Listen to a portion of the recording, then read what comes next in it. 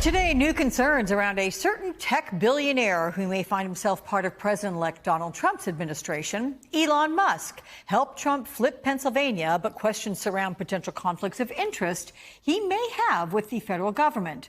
Musk also briefly spoke with Ukrainian President Zelensky on a phone call with the president-elect, although it is not known what was discussed. Joining us now, New York Times investigative journalist David Fahrenthold. It's good to see you, my friend. So in an article, David, you asked, what could Musk want from Trump for putting more than $100 million of his own money into the campaign? I mean, first, it would seem, given Musk's business with the federal government, that there would be conflicts of interest. So are there?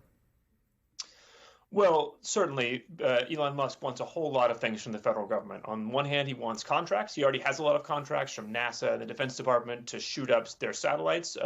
On the other hand, he really wants regulation or less regulation. He is regulated by a variety of federal agencies, and he's often fighting with them about the limits they're putting on Tesla's self-driving cars or the delays they put into SpaceX's rocket launches. So he would certainly like those regulations to go away or be enforced in a way where he could speed up.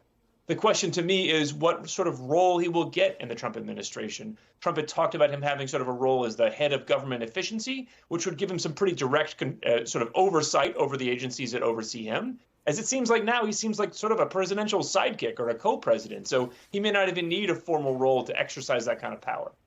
So this government efficiency commission, something that he's talked about, previous commissions, if you will, that are sort of like this, they haven't had power to change. They've had power to recommend.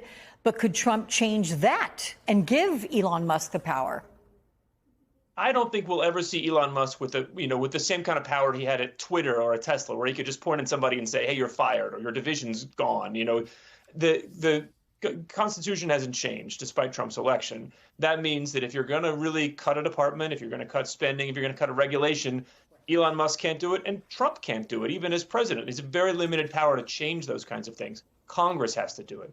And so the sort of problem for all the other times presidents have tried to do this, let's appoint a rich businessman to overhaul the government, run it like a business, and run smack into Congress. Congress created this inefficiency to begin with, and they all have their own reasons for keeping it. So I don't see Musk with the power to override that. But some of the Musk companies, they are facing federal investigations, notably Tesla, for allegedly misleading consumers and wire fraud. Then you've got X for alleged privacy practice concerns. So what happens to these? Could Donald Trump make those investigations just disappear? Yeah, I mean, I think he has the capacity to do that. He'll be appointing the heads of the departments that oversee these agencies.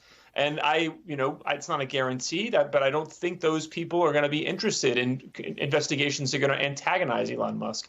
That means a lot to Musk. I mean, just to pick out one example, he says the future of Tesla is self-driving robot taxis. Basically, that we won't need Ubers driven by humans anymore. We'll just have self-driving Teslas. But the National Highway Transportation Safety Administration is holding that up, wondering if it's safe. And if that investigation went away, Elon, in theory, could have a path to a really significant expansion of one of his core businesses. Okay. David Fahrenthold, frankly, I could talk to you all day. We're going to have you back again soon. Thank you so much.